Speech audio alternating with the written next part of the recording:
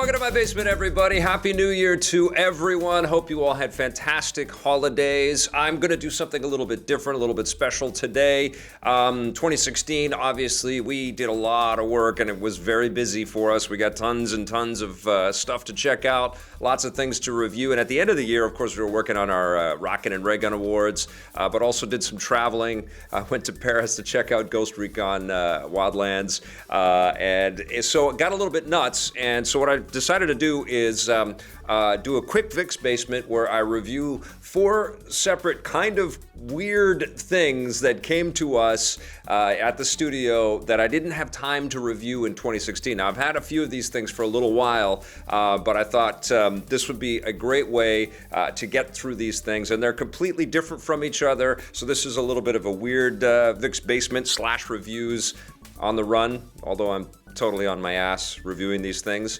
But I thought this would be fun anyways. I'm going to start with the Gamevice, which came actually with a game for us to check out called ChronoBlade. But to sweeten the deal, we were also sent a Gamevice because ChronoBlade is one of those Mfi controller-enabled games, and that's precisely what the Gamevice is. Now, I've had my eye on one of these for a little while, and I almost bought one, but, you know, I went a little bit crazy with Mfi controllers. They're kind of sort of piling up. I've got, you know, different ones from Steel Stratus, I think is the name of them, and a couple other manufacturers, a Moga one as well. And a lot of them are kind of just sort of not being used. So I never did buy one of these, but I'm happy that I got sent one of them to check out. It's kind of cool. It almost has a Nintendo Switch controller-like kind of quality to it, because you basically have these 2 ends of the controller. So you've got the thumbsticks here, and you've got the buttons on this side, and you also have a right thumbstick and right analog thumbstick, so you can play shooters and things like that. You've got a couple of trigger buttons on the top. You have to charge this thing, even though it plugs into the phone and could potentially, I guess, be powered by the lightning connector on the phone. You do have to charge this. It has its own power to it, and basically what you do is you slap your phone in, which I'm going to do right now, and you can use this with any Mfi enabled controllers. You start with one side. I've got the 7 Plus here, so it's a big one, and you do have to kind of pull the rubber straps out a little bit to fit a phone this size in. And then what you end up with when you put everything together like this is something that looks a little bit like the old Atari Lynx to me, which is crazy. I used to have portable game systems that were this large, and it is quite large, but it also gives you a lot of real estate, a lot of screen real estate. So it's a pretty compelling way in to play games like this. So you run around with your little character, and you can hack and slash and roll, and I gotta tell you, it's way easier to play a game like this with buttons. Much, much better. And so, yeah, you're racing around and hacking and slashing with this, and of course it'll work with racing games, it'll work with driving games and shooters and dual stick shooters, which are terrific with the Mfi controllers, and there's a lot of great dual stick shooters on the App Store, whether you're on the Google phones or on iOS. And I believe this will work with, well, this one will only work with iOS, but I believe that there's also an Android version of this thing. It's pretty solid. It feels pretty good, but here's my problem with this sucker is it sort of just flails around when you carry it in your bag. There's no way to kind of hide these rubber straps and get them out of the way, so it just feels a little crazy to have this thing just flopping around and flailing like this. I wish there was a way to kind of neatly tuck this together, but there really isn't. So I've been carrying it in my satchel and various bags as I've been traveling. I actually took this to Europe with me and used it on the plane. But it doesn't feel as elegant as some of the, you know, smaller Mfi controllers are out there. It definitely works fine. It's a great functional tool. I just wish I could kind of hide these rubber sort of connector pad things out of the way. And you know what is interesting about this is that it fits phones of various sizes, and what they do is they allow you to kind of pop out an extra link of the rubber bits there, the chain, if you need it or not. I do think that it's a little bit pricey. It's over $100 to get this thing. You'll probably find used ones of these for cheaper than that. So I will give the Gamevice a 7 out of 10. All right, now let's talk about ChronoBlade, which Netmarble is publishing. They did the Marvel Future Fight game a while back, and we reviewed that. It's in the iOS store, the App Store in Canada. I don't know if it's available worldwide. I think it's rolling out, and they soft launched it in Canada. But the thing about this game is that it's been around for a long time, and you can kind of tell when you dig into the lore. It's got a multiverse kind of setup. So they've got, you know, fiction and storytelling sort of kludged together from ancient Norse mythology. They've got like giant spiders that you fight, giant tree monsters that you fight. Basically anything goes in this thing. And you can play as a bunch of different characters. Lucas is the name of one of the characters, which I promptly chose. And then you can also unlock more characters as you progress your way into the game. You can also play with other players. You can get into arena battles. There are challenges that you can jump on. And basically what this game is, it's a 2D scrolling slash 'em up or a beat 'em up. You get, you know, amazing blade weapons. You've got some projectile stuff. You've got some kind of magic attacks. Obviously, each of the characters has different abilities and different skill sets and things, but it's very, very easy to play, kind of like Marvel Future Fight was. It's also chunked up for mobile play, so you don't have huge arenas or huge areas that you're exploring. It's like, okay, I've got this level, beat that. It takes about, I don't know, 5 to 10 minutes to beat a level, and then you can go on to the next one. There are lots of chapters or worlds that you can kind of jump to, and it gets progressively harder, but you also level up like crazy. It's a free-to-play game, though, and so, you know, you're enticed with better weaponry and better armor, and better outfits and crystals, and basically anything goes with the sort of the design of this game as well. There are scores. You're leveling up like an RPG, so you're going for high scores and trying to rank yourself up there. You're getting combo sort of meters racking up.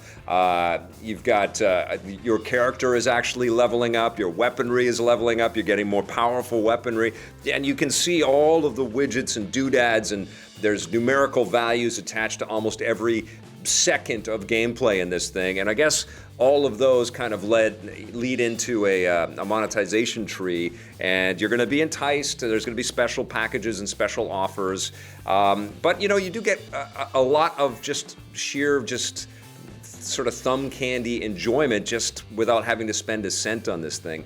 It's very flashy, it's very fast, the combat is fluid whether you're playing it on the touchscreen or whether you're using an Mfi controller, and it's so fun. It kind of plays itself in terms of, you know this language, you've played many games like this before.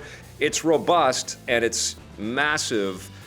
And I get, you know, far be it for me to understand the business model on how these games survive and make their money and find their audience. I just feel like, you know, part of the reason why I haven't been reviewing so many iOS games in the last little while is it's getting really cluttered and it's getting really hard to kind of find the best stuff that's out there. All that being said, I was very pleasantly surprised by ChronoBlade. I think it's a well-designed game that it does keep you engaged as you're playing it. It's fun pulling off of all of these flashy moves.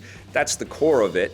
I almost wish, though, that, like I have for many of these free-to-play games, wish that there was just like, here's your price, you got the whole game.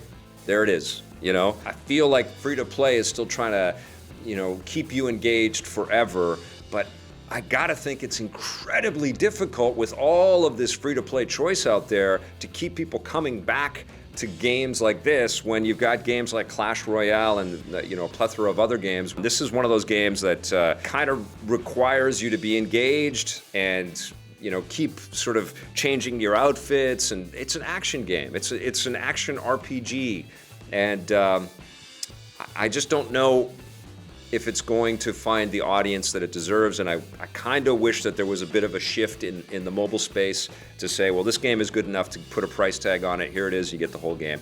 All that being said, ChronoBlade is actually fun, and it's worth checking out. I don't know if you can get it in every territory that you're watching this, but I had a good time. I'm gonna give it an 8 out of 10. We do tech quite a bit here, but usually the tech that we talk about is more related to a story or part of the entertainment value, or it's a direct device that we sort of get a ton of entertainment off of. And I guess you could make a case for a router being an important part of that equation. TP-Link contacted us and said, listen, we've got a great gaming router out there that can allow multiple streams and super fast bandwidth, and why don't you check this out and see if this will work for you, and review it and let people know about it. And I'm happy to report that what we did is when we got this thing into the studio, we had been using a functional old Apple airport system that was plugged into our internet, and everything was fine. We were uploading streams and playing lots of games with that thing. But we plugged this in, and obviously it was a massive improvement right away. The Wi-Fi is much better. Apparently you can get up to 3 gigs per second data. It's all theoretical, of course, uploading and downloading at the same time. Of course, you've got Ethernet connections in the back, and you've got 4 different antenna for Wi-Fi signals. And that was one thing that I noticed right away, even just using my iPhone and doing speed tests and stuff, is that the download and upload speeds went up substantially. I was getting about 75 megabytes per second or something like that off of this sucker. And we've got pretty good internet here. We don't have, top of the line fiber or anything like that, but it's pretty solid. But yeah, this is a pretty sleek looking router, and it's a pretty, I can unequivocally say that it works quite well, because we've been using it for a couple of months now, and we've been streaming, we've been playing games, we've been uploading tons of stuff, and we've been downloading tons of stuff to cut into segments and things like that, and it's worked without a glitch. There's a great app that you can download for your phone, and also for, it works really seamlessly on your Macs or your PCs to set up, and it can handle a bunch of different devices all at the same time. It's worked without a glitch. And you know what? We have been a pretty Apple-centric company for a long time, mostly because Apple has a pretty good history of making very simple, sort of, I'm going to put quotes around bulletproof, but stuff that doesn't give us too much grief. And when you're in production and you're churning out a lot of content, that is a very important thing. And so I've always been wary of going for other brands. We've had Netgear, Nighthawks, and things like that before too, and those have worked great. But we've had a lot of Apple stuff. I'm just going to say that. So I always get nervous when we unplug an Apple thing and plug in another thing to build stuff with. But I'm happy to report that this worked just fine, and it's a damn good router, and it's a good upgrade, and you can probably get them on all kinds of sales, because CES is happening right now, and the upgrades keep coming constantly. But this TP-Link, it's the 3150 Archer model. It's been out for a number of months. I think it came out in 2016, but I think this is great. I'm giving it an 8 out of 10. Okay, so that's my first router review, and good stuff, TP-Link. This is the thing that I think excited me the most out of all of the quirky stuff that we got in just before the end of the year. It is the Anki Overdrive system. Now, this is the starter kit, and I think Ben and Jose reviewed this on the show. Could have been in 2015. It is incredible. This is basically the new age of slot cars. If you haven't seen anything on this sucker before, you slap track down like this, and it's very easy. There's little magnets on each of the tracks. You slap them down like that. You create figure eights. You can put little bridge devices underneath this thing to create bridges and ramps and things, so you can make them jump if you want to. And then you take these new age, and I've got the cars here, I've got the cars, but it's the Supertruck I'm going to talk about here in a second. And then you take these new age funky slot cars, and you put them on the track, and you download the app to your phone. I guess you download the app to your phone sort of early in the process, and it works on Android and it works on iOS. And the phone and the car talk to each other, and the track talks to the phone and to the app, and then you take control of the car with your phone using an app, and you've got sound effects, there are characters yelling at each other, there are power-ups, and basically what you get is a slot car fused with Mario Kart, and it's just ridiculous. I actually was playing with my daughter. I gave her a smartphone. She got the controls super quickly. We had a couple of iPhones going at the same time, and we just downloaded it to a couple of apps, and she was controlling one of the cars. You can have up to 4 vehicles on the track at the same time, and you can also have the cars be controlled by the AI within the game. So this is actually a game. It's not just a toy. It's not just a funky device to kind of show off this sort of artificially intelligent sort of technology that Anki seems to be really excelling in. They've got this new robot out there. I think it's called the Cosmo or something like that. It looks incredible. They just released it. I can't wait to get one of those suckers in. But the cars actually are more than just a toy. You actually can play, and you actually get into it, and you can knock each other's vehicles off. You've got EMP weapons and blasters and things like that. And the cars will fly off the track, and sometimes they're smart enough to get back onto the track. And it's really, really freaking cool. And I can't get over how much fun it is to kind of physicalize that Mario Kart experience. I haven't played, and I can't wait to, because we have 3 cars, and I've been back and forth about whether I'm going to augment my collection here, but I had a really good time with the Anki Overdrive stuff so far. What happens when you introduce a super truck into the equation is obviously you've got a little bit more mass. Not really, everything's plastic, but it is a little bit heavier than the other plastic car.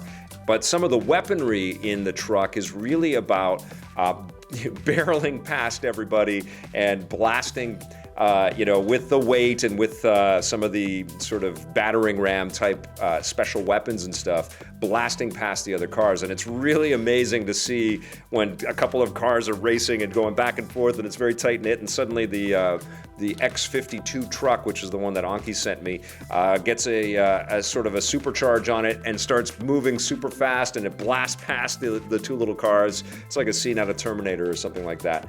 This is really cool. I have to say I prefer the cars because the truck is a little bit more unwieldy. The engine stuff's all in the cab, in the front part of the truck, and the tanker part or the back part of the truck sort of wheels around as it would in real life, but it wheels around. It gets a little unwieldy. Sometimes it goes off the track, and it just feels like weight is shifting, and it's kind of struggling a little bit to keep up with everything. And then when you've got this super drive and you press up on the turbo and things go super great, it just gets insane.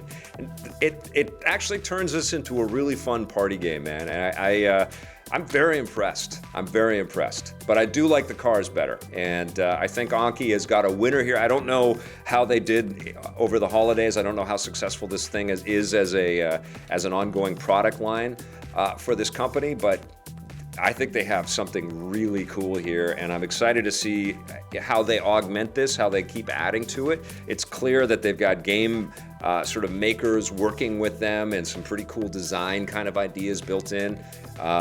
It's just a lot of fun, especially if you play with other people. I think it gets a little sort of okay, I've done this before if you're playing alone, but if you've got another buddy there or a couple buddies there, each with their smartphone and the app all installed, you're gonna have a blast. So I would give the Super Truck, I'd say a 7 out of 10, but the Anki Overdrive system overall is awesome. I'd give it a 9 out of 10, and I would say go for the cars first before you get into the trucks, but the trucks do add some pretty fun elements. Okay, so there you go. That was a lot of weird stuff for me to review. I'm going to be back with a lot more content, a lot more reviews. I'm going to be reviewing with guests as well. I'm going to be seeing a cool movie tonight, so keep it locked right here on the channel. We're going to have games, movies, and all kinds of other great coverage for you. All right, Happy New Year, everybody. Thank you so much for supporting us in 2016. We're going to have a lot of fun in 2017. Hey, thanks for checking out that video on our EPN channel. It's just one small part of the things that we make around here. So if you liked it, don't forget to check out some of our other vids and hit that subscribe button.